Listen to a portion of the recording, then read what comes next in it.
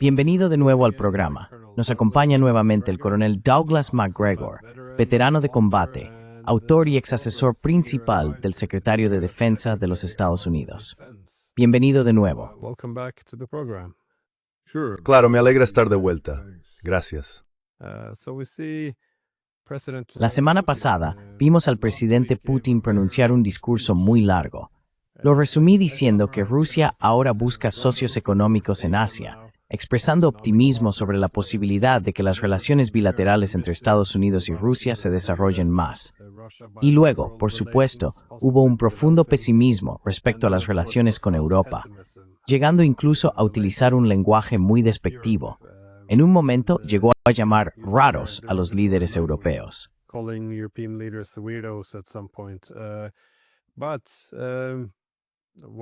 Pero aunque hubo muchos esfuerzos por mantener una postura benigna hacia Estados Unidos, también hubo algunas advertencias sobre el envío de los Tomahawk, que se considerarían un ataque estadounidense contra Rusia. Me preguntaba cómo ve usted este desarrollo, porque ahora también hemos visto que se están utilizando los HIMARS para atacar Belgorod, de nuevo, territorio ruso, que también es un arma estadounidense que se supone depende de la inteligencia de Estados Unidos para elegir sus objetivos. De nuevo, no estoy seguro de si lo estoy interpretando correctamente, pero ¿cómo ve usted los acontecimientos con los Tomahawk? ¿Qué tan grave es esto?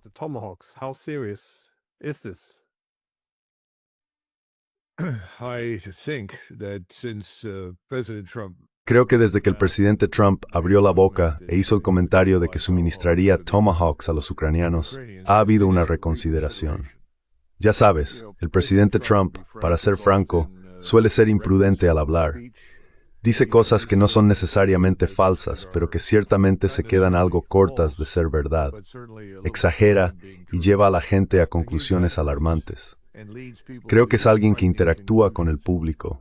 Y si él y la audiencia parecen llevarse bien, entonces la retórica se vuelve cada vez más hiperbólica, digámoslo así.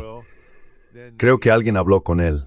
Tengo entendido que en algún momento tuvo una llamada con el presidente Putin. Eso bien podría haber tenido un impacto, no lo sé. Pero está claro que alguien se sentó con él y le explicó: estás hablando de un sistema de misiles con un alcance de 1000 millas.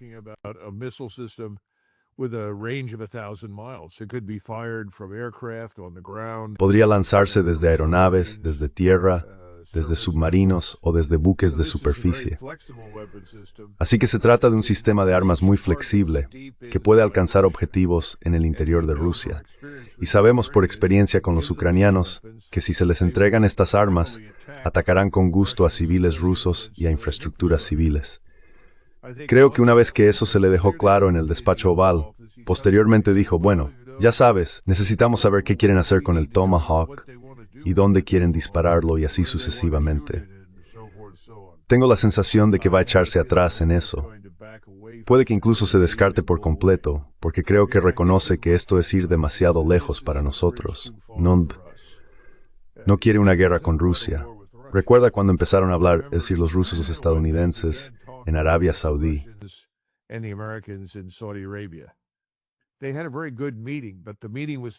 Tuvieron una reunión muy buena, pero se centró en normalizar las relaciones entre Rusia y Estados Unidos. Si escuchas con atención al presidente Putin, a menudo menciona las áreas en las que le gustaría ver una reanudación del comercio normal. Creo que el presidente Trump siente lo mismo en privado. Lamentablemente, Trump se ha metido en muchos problemas en Ucrania, y sin saber qué más hacer, por frustración, se ha convertido, o digamos que ha hecho la transformación para convertirse, en el nuevo Biden. Ha empezado a repetir las mismas estupideces y falsedades que eran comunes con Biden sobre lo que está ocurriendo en Ucrania y lo que podría ocurrir. Pero en realidad, siempre hay que distinguir entre lo que se dice y lo que realmente sucede.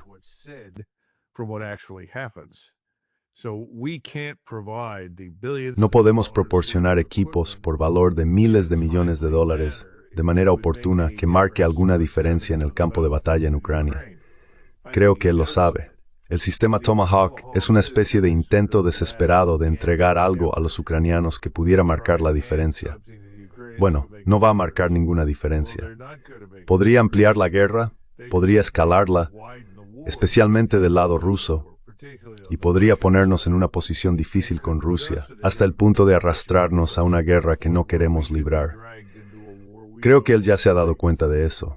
Así que mi expectativa es que la estupidez del Tomahawk, porque realmente es una idea estúpida, desaparecerá, se desvanecerá, será olvidada discretamente.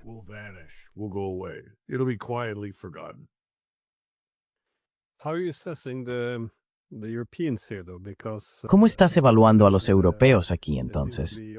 Porque como mencioné, parece que hoy en día en Moscú solo hay desprecio hacia Europa. Y en Europa, si escuchas los discursos recientes de von der Leyen, es casi una llamada a la guerra. Dice que no deberíamos rehuir de tomar represalias contra Rusia. Y tienes al canciller alemán Merz argumentando que deben construir un ejército enorme para posiblemente luchar contra Rusia. Personas como Caracalas han señalado que sería bueno derrotar a Rusia para que pudiera dividirse en países más pequeños. ¿Ves esto como cómo estás evaluando a los europeos? ¿Es pánico? O, bueno, obviamente hay pánico. ¿Pero crees que realmente quieren ir a la guerra contra Rusia? ¿O simplemente se están animando a sí mismos para un público interno, estadounidense o ruso?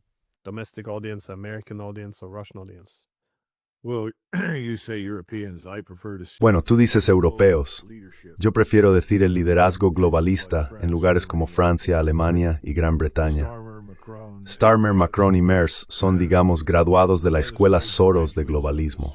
Han estado haciendo todo lo posible, y de hecho sus predecesores también lo hicieron, con la señora Merkel, para abrir las fronteras y crear disturbios e inestabilidad civil dentro de sus propios países, al invitar a personas que nunca podrían asimilarse. De hecho, hay muchas pruebas de que vinieron a asimilar a los europeos y no al revés. Así creo que ese es parte de su problema. Están desesperados. Saben que han sido descubiertos. Sus pecados son de conocimiento público.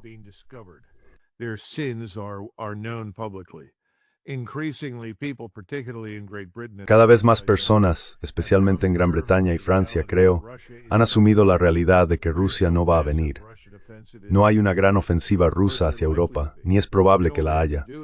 Solo tienen que mirar a Eslovaquia, Hungría y ahora a la República Checa. Estas zonas están justo en el camino del supuesto avance del aparato militar ruso, y lo han rechazado categóricamente. Así que creo que ahora es un momento de desesperación, y quieren aferrarse al poder. ¿Cómo se aferran al poder? Pues bien, siguen insistiendo en que existe un gran peligro en el este, y empiezan a gastar dinero que en realidad no tienen, esperando poder reactivar la economía, y van a hacerlo a través de la producción militar.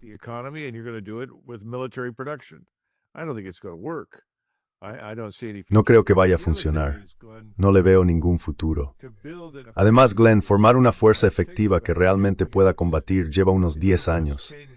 A nosotros nos llevó 10 años después de la guerra de Vietnam reconstituir nuestras fuerzas armadas. Fue una empresa muy costosa, que requirió mucha formación, varias generaciones de equipos y nuevas generaciones de soldados, marineros, aviadores y marines. ¿Qué van a hacer los europeos? ¿Con qué rapidez pueden crear algo? ¿Con qué rapidez pueden entrenar y desplegar algo? Por eso creo que alguien dijo que Merz hablaba de algún tipo de nivel de producción para 2030, con una fuerza que utilizar el equipo.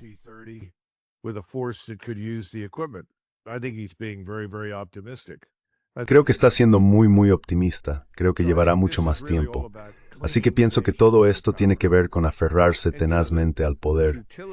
Y ya sabes, la futilidad de esto y su estupidez son realmente asombrosas. Me vino a la mente algo, no creo haberlo mencionado antes, pero siempre lo he admirado, y es Oxenstierna. Oxenstierna fue, por supuesto, el gran alto canciller de Suecia. Hizo un trabajo magnífico bajo Gustavo Adolfo, y luego con su hija Cristina. Su hija fue una reunión great y Gustavo Adolfo, y le escribió sobre eso. No puedo creerlo. El rey debe de estar loco. Sus ministros están chiflados.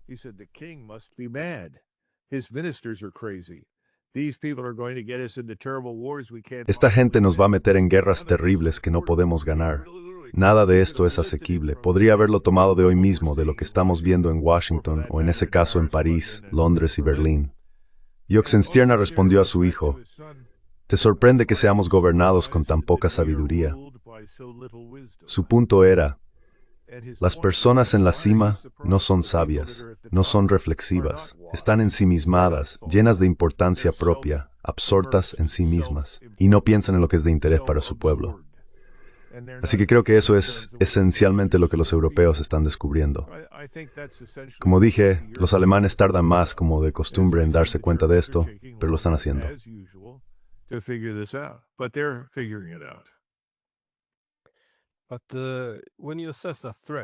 Pero cuando evalúas una amenaza, tienes que considerar tanto las capacidades como las intenciones. Ahora bien, estoy de acuerdo en cuanto a las capacidades. Los europeos no tienen lo necesario para luchar contra Rusia. Hay mucha ambición respecto a reforzar el ejército, el gran muro de drones.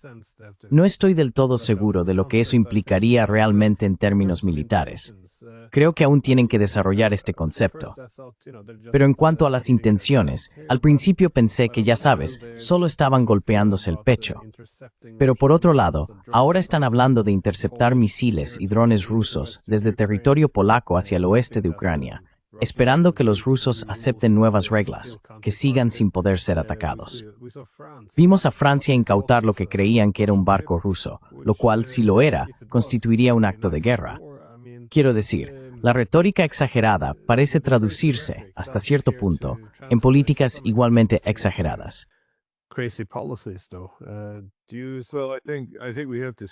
Bueno, creo que tenemos que alejarnos un poco de estas discusiones sobre un muro de drones y entender que en realidad de lo que están hablando es básicamente de una línea Maginot de alta tecnología. Ya sabemos lo bien que funcionó eso en el pasado. Fue un enorme despilfarro de dinero. La segunda parte es qué se puede lograr razonablemente dentro de las leyes de la física actuales. El problema es que, mientras no podamos romper las leyes de las matemáticas fractales y cambiar la física, y eso es lo que habría que hacer, hasta que no se puedan crear campos de fuerza de energía dirigida, es imposible detener miles de misiles o miles de drones. En otras palabras, el ataque ofensivo siempre superará cualquier sistema defensivo que se establezca. Así que esta línea Maginot de alta tecnología es una ilusión. Hay que abandonarla. Es prohibitivamente cara. Pero aquí está la otra cuestión.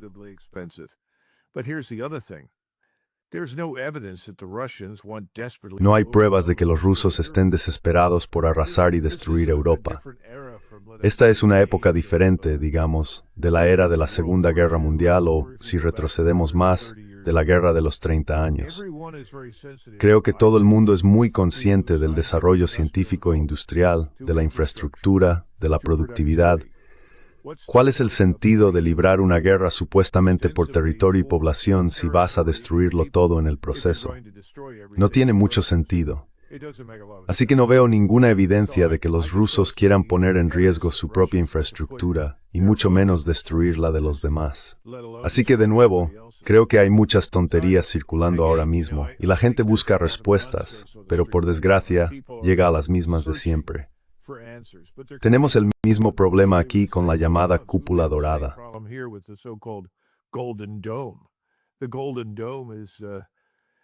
La cúpula dorada es, ya sabes, un enorme pozo de dinero en el que la gente arrojará cientos de miles de millones de dólares. Las únicas personas interesadas en ella son, por supuesto, las industrias de defensa. Y obviamente, hay universidades con departamentos de física y otros que esperan con entusiasmo muchas subvenciones maravillosas, todas destinadas a resolver un problema que no pueden resolver. Así que es una pérdida de tiempo, dinero y recursos. Pero fíjate en lo atractiva que resulta. Tanto que ya sabes, los partidarios del presidente Trump, si lo mencionas dirán, bueno, eres negativo, simplemente estás siendo negativo. Esto es importante para nosotros. Claro, es importante, pero no se puede lograr, no se puede construir, no funcionará. Eso tiene su papel. Creo que los europeos y nosotros estamos todos en el mismo barco en ese sentido.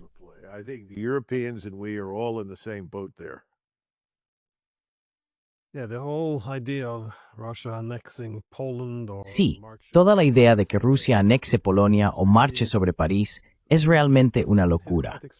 Quiero decir, es algo bastante extraordinario. De eso estamos hablando. Nadie explica realmente estas ideas, como con qué fin, cuál sería el propósito, y en qué circunstancias tendrían los rusos los recursos, tanto materiales como el apoyo público, incluso de países amigos, para ocupar una nación de 40 millones de personas, donde ni una sola quiere estar bajo dominio ruso. Es realmente más que absurdo. Pero quería preguntarte por la paciencia que podría estarse agotando en Moscú, porque entiendo que hay una presión creciente dentro del Kremlin sobre el presidente. ¿Creen que esto podría estar yendo demasiado despacio?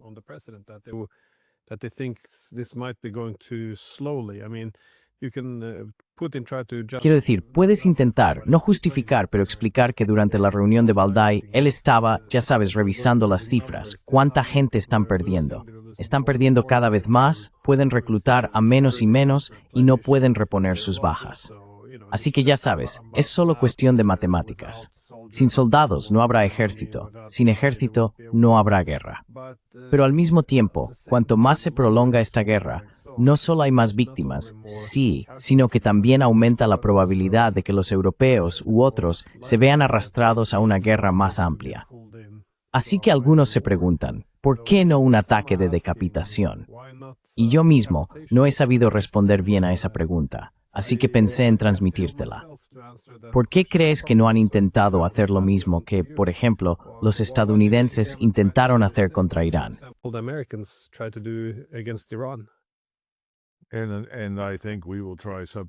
Y creo que intentaremos algo similar, lamentablemente, en Venezuela en un futuro próximo. Pero ese tipo de ataques no nos han salido muy bien. No hemos sido capaces de hacer que funcionen. Lo intentamos en Irak varias veces y no funcionó. Así que creo que toda la idea de un cambio de régimen basado en un ataque de decapitación es una ilusión. Las personas que defienden ese tipo de cosas, a menos que estén dispuestas a ver desaparecer todo Kiev o ser vaporizada una terrible nube de explosivo, de combustible y aire, no veo mucho sentido.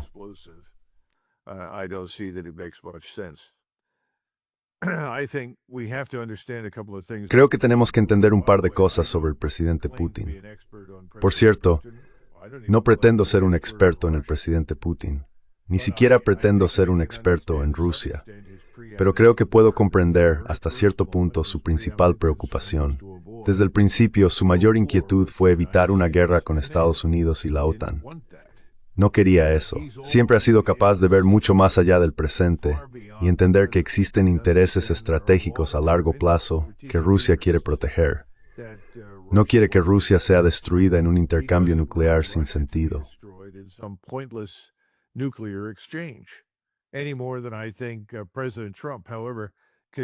Del mismo modo que no creo que el presidente Trump, por muy confuso y a veces grandilocuente que sea, y por mucho que hable sin parar, quiera arriesgarse a una escalada o intercambio nuclear. Así que creo que si se entiende eso respecto al presidente Putin, básicamente dijo, vamos a ganar esto, vamos a destruir a este enemigo, vamos a tener éxito.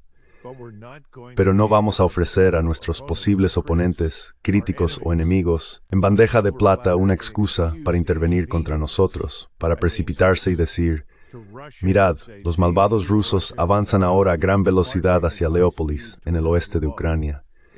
Por eso ha evitado tomar medidas que pudieran provocar una respuesta realmente dramática.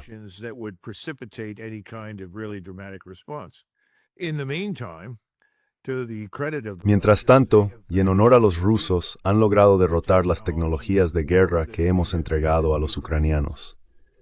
Ahora bien, se puede culpar de parte de eso a los propios ucranianos, que quizá no sepan lo que están haciendo, pero a mí me parece claramente que han estado siguiendo órdenes y consejos de la cúpula de la OTAN.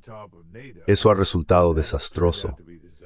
Todo lo que les hemos animado a hacer ha fracasado estrepitosamente, y han sufrido pérdidas terribles como consecuencia.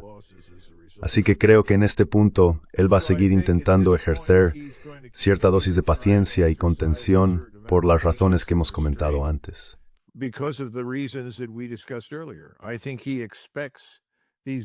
Creo que él espera que estos gobiernos se derrumben, en Londres, en París y finalmente en Berlín. La pregunta es, ¿quién caerá primero? Y parece que Macron podría llevarse el primer premio al hundirse junto con su gobierno. Eso sería un cambio radical porque, como dice el viejo refrán, creo que fue Metternich quien lo dijo, cuando París estornuda, Europa se resfría. Creo que Francia probablemente va a liderar a Europa en una nueva dirección al apartar a Macron y a quienes dirigen el país.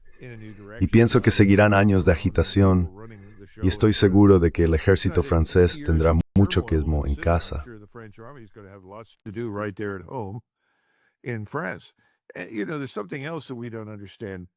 Sabes, hay algo más que realmente no entendemos. Alguien me lo señaló hoy y creo que tiene razón.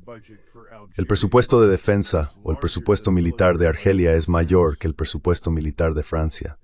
Es una comparación bastante llamativa.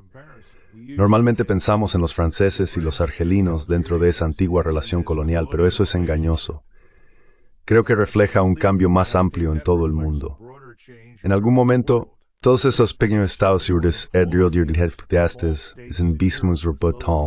no especialmente relevantes.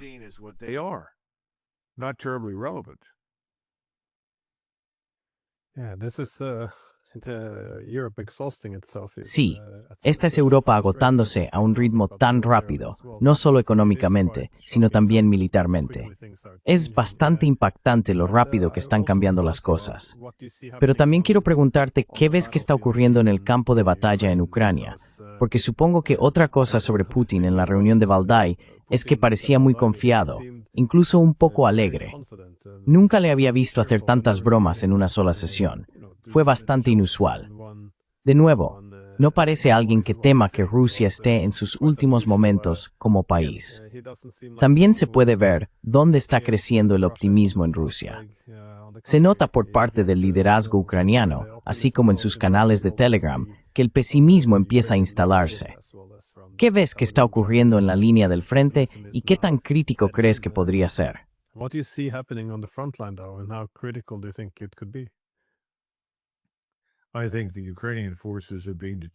Creo que las fuerzas ucranianas llevan meses deteriorándose y decayendo. Estoy seguro de que están completamente desmoralizadas. Los datos de encuestas no oficiales, sondeos de opinión realizados sobre el terreno en Ucrania, en zonas que no están en guerra ni siendo atacadas activamente, son todos muy negativos respecto al conflicto. La opinión general es que ha llegado el momento de tirar la toalla. Es suicida. Tenemos que pensar en el futuro, y ese futuro no será el que Zelensky describe. ¿Dónde acabaremos? Algunas personas dicen que terminaremos en algún tipo de relación con Rusia, y probablemente eso sea algo positivo porque podría evitar guerras futuras.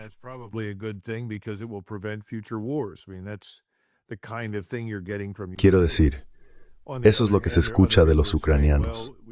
Por otro lado, hay quienes dicen que debemos aceptar la neutralidad. Solo un número muy pequeño de personas sigue aferrado a la idea de que Ucrania debe formar parte de la OTAN y de la UN. Me sorprendió un poco que el presidente Putin respondiera a alguien que le preguntó si Ucrania podría unirse a la Unión Europea, y él dijera, bueno, supongo que es una posibilidad. Me parece algo increíble, pero fue interesante que lo dijera, y quizá eso sea otro reflejo de su optimismo sobre lo que está ocurriendo en el campo de batalla. Pero las pérdidas son tremendas.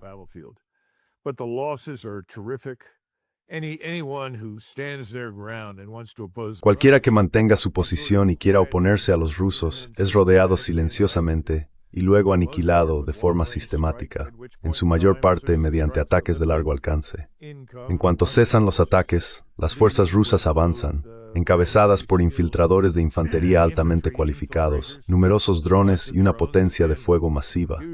En otras palabras, una potencia de fuego dirigida, precisa y devastadora en modo directo. Esta guerra está, a todos los efectos, terminada, salvo que todavía se sigue empujando a gente frente a los rusos. Ahora bien, la otra pregunta es, ¿por qué no avanzan simplemente? Pues bien, mira el mapa. Donde están ahora, la población habla ruso y es culturalmente rusa.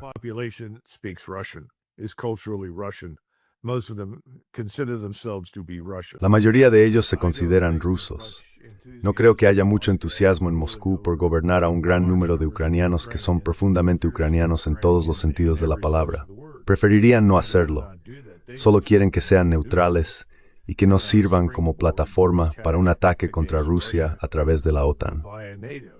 Eso es todo. Entonces, ¿puede resolverse eso? Bueno, el problema es que el único hombre que podría haber logrado cierto grado de éxito es Donald Trump, y decidió que como no había ningún premio Nobel en juego para él, abdicaría de su responsabilidad en todo el asunto y la dejaría en manos de los europeos. Bien, os daremos lo que queráis, haced lo que queráis. Y ha centrado su atención en Oriente Medio y ahora, supongo, en Venezuela.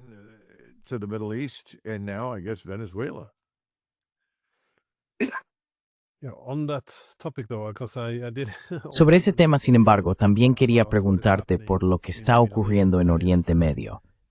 Él ha presentado esto, bueno, lo llamamos una propuesta de paz, pero es más o menos, acéptala o te destruiremos.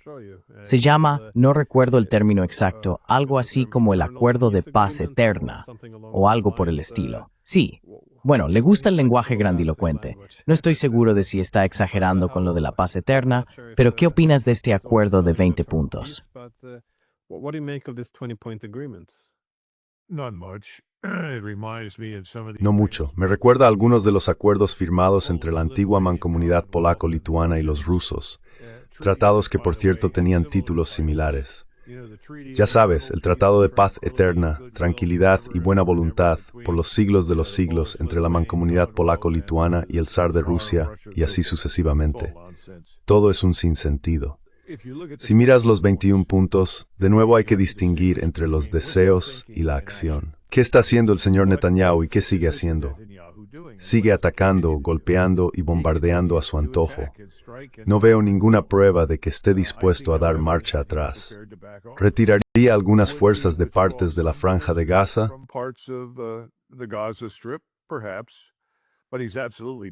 Puede ser, pero él no va a entregar la Franja de Gaza a una fuerza árabe de ningún tipo.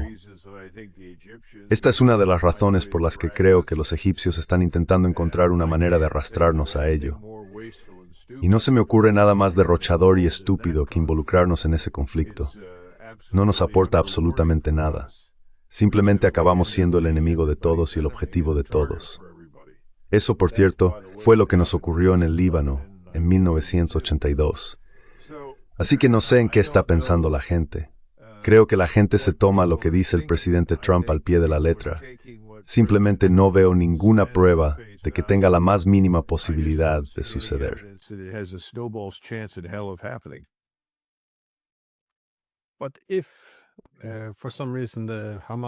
Pero si, por alguna razón, Hamás aceptara esto, ¿qué implicaría? ¿Tendrían que entregar todas sus armas? ¿Tendrían que renunciar a sus túneles? ¿Tendrían que liberar a los rehenes? Y luego confiar en que sin ninguna defensa, Israel y sus aliados occidentales les mostrarán algo de misericordia? ¿Hay alguna garantía para los israelíes? No. Sé que no se menciona ningún estado ahí, pero está claro que los israelíes se retirarían de su territorio. Quiero decir, ¿qué ganan realmente los palestinos con esto?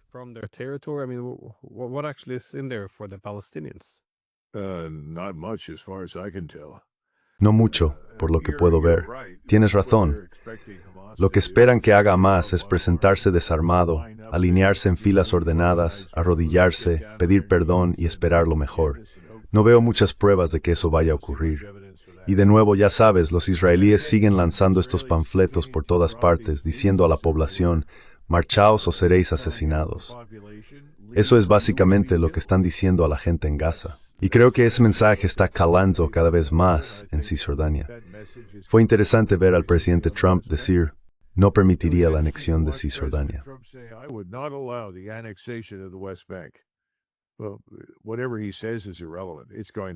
Bueno, lo que él diga es irrelevante. Va a suceder. La mayoría de la gente piensa que ya ha sucedido, que es un resultado de facto. Sus partidarios, las personas que lo eligieron, que pagaron por su mandato en la Casa Blanca y controlan el Congreso, quieren que esas cosas ocurran. Van a suceder a menos que Israel sea destruido en una guerra o conflicto futuro. Y por supuesto eso nos lleva a Irán. ¿Podría ocurrir eso con Irán? No lo sé, pero creo que vamos a pasar por otra ronda de guerra con Irán. No hay duda de eso.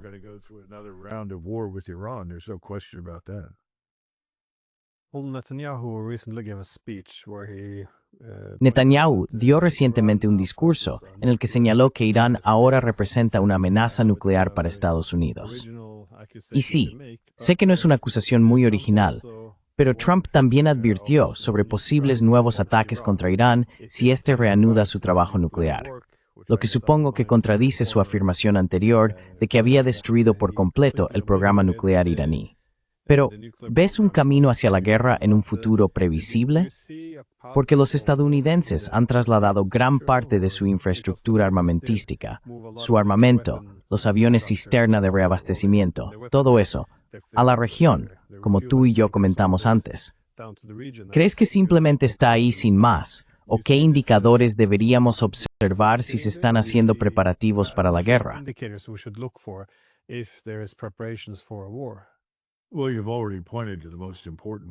Bueno, ya has señalado los más importantes. El movimiento de personas, municiones en forma de misiles, cohetes, combustible y otras cosas, activos de reabastecimiento, aviones de combate, todo eso que se está trasladando a la región, el Mediterráneo Oriental, el Mar Rojo.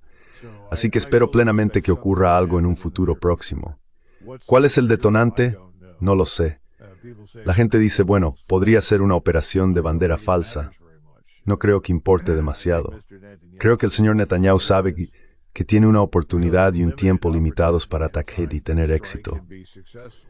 Todo el proyecto del Gran Israel está realmente en juego. Las cosas no han ido muy bien en Gaza.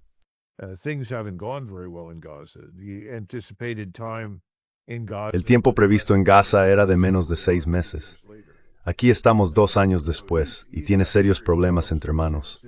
Su economía está destruida, pero no importa mucho, ya que estamos inyectando miles de millones en Israel para mantenerla a flote. Creo que le preocupa el cambio en la opinión pública de Estados Unidos. La gente se está volviendo en contra de Israel y de su apoyo. Su miedo no es por el presente, sino por el futuro. Así que siente que debe actuar antes que después para alcanzar sus objetivos. Pensé que habría atacado antes de que terminara septiembre y desde luego a mediados de octubre.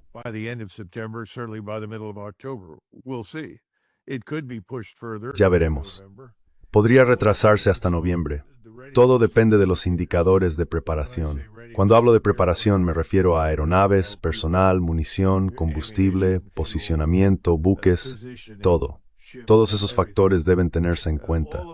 No tengo una descripción detallada de eso, y aunque la tuviera, no te la daría de todos modos, porque soy estadounidense y aún quiero que los estadounidenses salgan de esto con el menor número posible de bajas y pérdidas, independientemente de si apoyo o no la política. Así que no puedo decir más que eso. Pero creo que se acerca y creo que será pronto.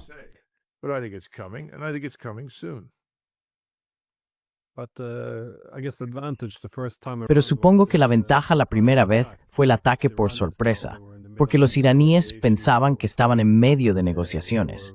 Les habían dicho que estaban avanzando, que la paz estaba a la vuelta de la esquina.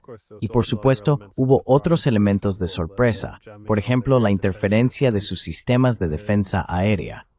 En ausencia de ese elemento sorpresa, ¿qué crees que podría ser la ventaja de Israel esta vez? Tienen ahora mejor información sobre dónde están los túneles, dónde almacenan los iraníes sus misiles. ¿Van a utilizar intermediarios? Quiero decir, ¿sabemos algo? Dado que la última vez no terminó bien, ¿cómo crees que los israelíes lo afrontarán de manera diferente esta vez?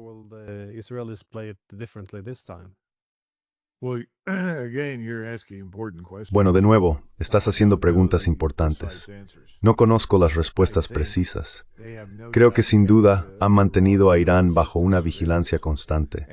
Y en la medida en que pudieran introducir personas desde Azerbaiyán, Siria, Irak o algún otro lugar en Irán, o desde Afganistán en ese caso, para encontrar respuestas a estas preguntas, estoy seguro de que lo han hecho. ¿Hará eso alguna diferencia? No lo sé. Sé que los rusos han intervenido ahora de manera bastante contundente para ayudar con las defensas aéreas integradas. La mayor parte de eso es experiencia técnica, pero parte también implica equipos y misiles. Irán es sin duda más fuerte ahora, más cohesionado como sociedad y más capaz que la última vez.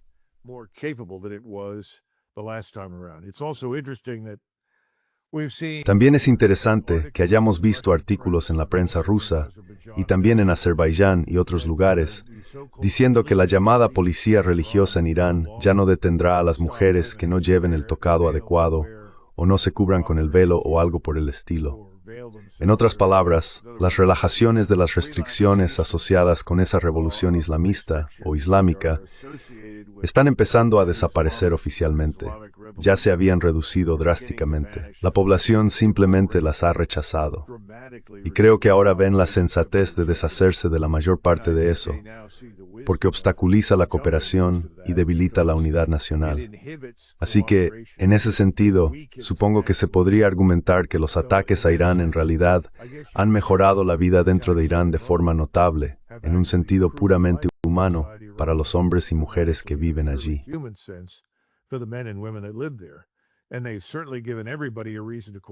Y ciertamente han dado a todos una razón para cooperar. No veo ninguna evidencia de que haya disposición entre los turcos azeríes que son chiíes en el noroeste de Irán a rebelarse contra Teherán. En absoluto. Así que las suposiciones que existían antes sobre la debilidad de Irán y cómo un golpe de decapitación adecuado traería el caos, creo que han tenido que abandonarlas. Ahora bien, ¿qué significa eso? Significa que, después de haber desatado esta guerra, si las Jorek no van bien, recurrirán al uso de un arma nuclear? No lo sé, pero es algo que me preocupa. Me preocupa mucho que puedan hacerlo. Si eso ocurriera, sería catastrófico para ellos y para la región.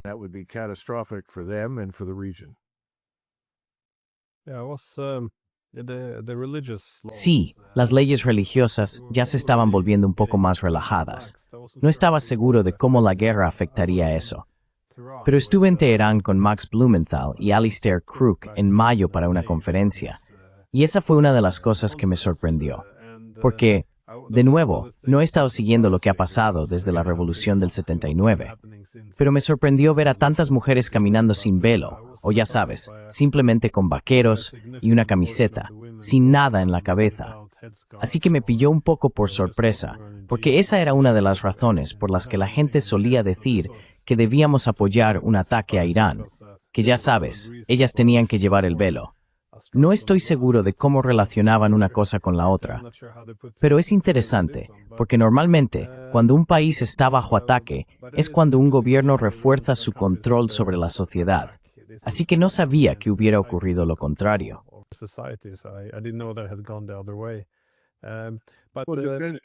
Pero ¿de qué tipo de control estás hablando? Si puedes mejorar la vida de tus ciudadanos, puedes darles libertad personal, el derecho a pensar y comportarse como consideren adecuado, y al mismo tiempo mejorar tu seguridad para evitar que los israelíes compren a los comerciantes y los utilicen contra el país. Eso es algo diferente.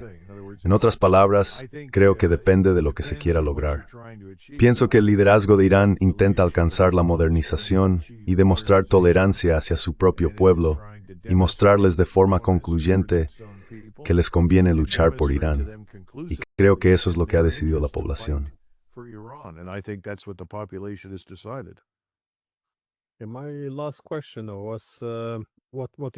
Mi última pregunta era sobre lo que mencionaste antes, Venezuela. Mucha gente en todo el mundo está viendo esto, un poco perpleja. Ven esas pequeñas embarcaciones frente a la costa de Venezuela, bastante lejos de Estados Unidos, siendo bombardeadas y acusadas de ser narcotraficantes. Vemos que Estados Unidos está aumentando, quizás no de forma masiva, pero sí aumentando, sus capacidades militares a lo largo de la costa venezolana. No parece lo bastante poderoso como para una invasión, pero sí lo suficiente para un ataque de decapitación. De nuevo, no soy un militar como tú, así que me gustaría preguntar, ¿cómo estás evaluando la situación? Benat Strang.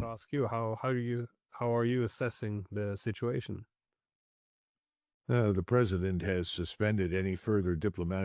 presidente ha suspendido cualquier relación diplomática adicional con Venezuela, así que es una medida bastante inquietante.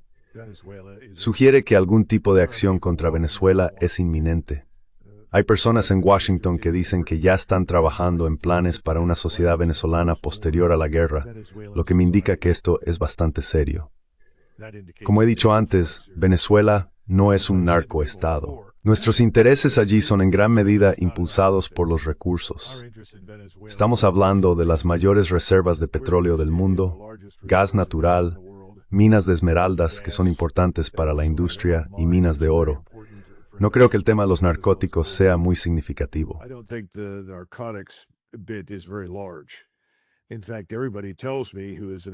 De hecho, todos los expertos con los que he hablado en este ámbito dicen que los narcóticos siguen saliendo de Colombia y luego se dirigen hacia el norte, hacia nosotros, principalmente por el Pacífico. Además, si buscas un narcoestado, un estado controlado por el crimen organizado, ese es México. México es a todos los efectos y según nuestros estándares en Occidente, un estado fallido. Por eso representa un gran peligro para nosotros desde Centroamérica. Por eso fue una negligencia criminal, por decirlo amablemente, por parte del presidente Biden, abrir nuestras fronteras. Abrieron las compuertas. Tenemos millones de personas dentro del país y no sabemos mucho sobre ellas. Muchas han cometido crímenes terribles. Ahora, por supuesto, hay gente que dice, bueno, aquí está esta joven encantadora, Laken Riley, que fue brutalmente violada, asesinada, lo que sea, por un criminal venezolano. Y hablan de las bandas venezolanas.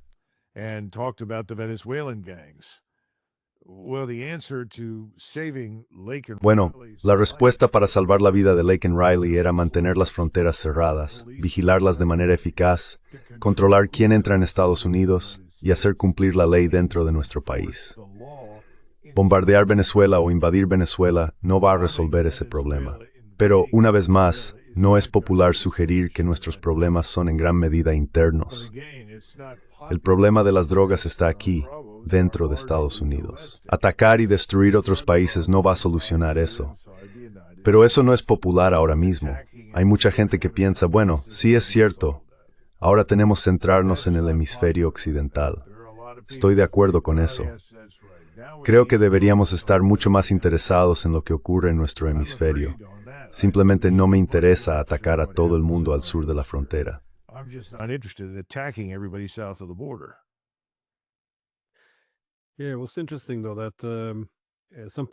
Sí, fue interesante, sin embargo, que parte de la presión sobre Venezuela pareciera haberse aliviado cuando los rusos invadieron Ucrania y se impusieron sanciones a Rusia. Hubo un intento de decir, bueno, al final, Venezuela no está tan mal. Ya sabes, ahora podemos trabajar con ellos porque necesitamos otras fuentes de petróleo. Pero ahora, por supuesto, esto ha cambiado de nuevo y parecen estar siendo objeto de nuevos ataques.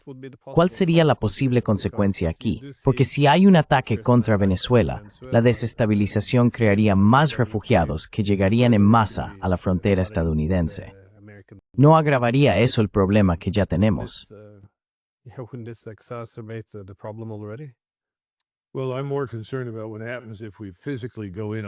Bueno, me preocupa más lo que pasará si realmente entramos por tierra, lo cual parece formar parte del plan. Creo que esto probablemente da por hecho algún tipo de ataque de decapitación exitoso y la capacidad de agencias de inteligencia como la CIA para fomentar disturbios o revueltas internas. Me preocupa que esto se convierta en una causa célebre para todo el mundo en América Latina. Venezuela tiene una frontera de 2.205 kilómetros con Colombia, otra de 2.220 kilómetros con Brasil y 2.735 kilómetros de costa. Es enorme, casi del tamaño de Francia y Alemania juntas. Y hay mucha gente en otros países sudamericanos, sin duda un gran número de los llamados paramilitares en Brasil, o incluso en Colombia, que podrían entrar en Venezuela con el objetivo de ayudarles a luchar contra nosotros.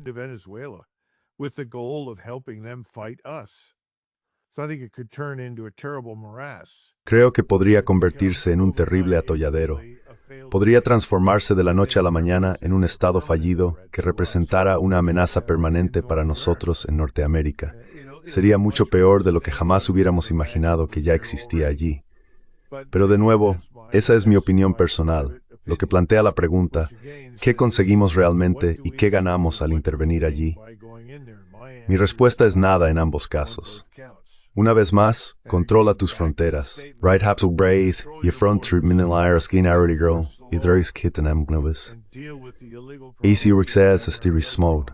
No hay te kimben en versand y povers utros. not attacking and invading other people's countries. Sí, parece que Trump se ha desviado bastante a idea de América primero. No mencionó invadir Venezuela, al menos no en sus discursos de campaña. He's transformed into Joe Biden. Se ha convertido en Joe Biden. ¿Cuánto tiempo lleva en el cargo? Esto también tiende a reforzar la sabiduría de la afirmación de Putin hace algún tiempo.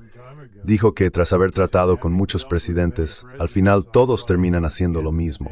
O como dijo alguien más, no importa por quién votes, acabas teniendo a alguien como John McCain.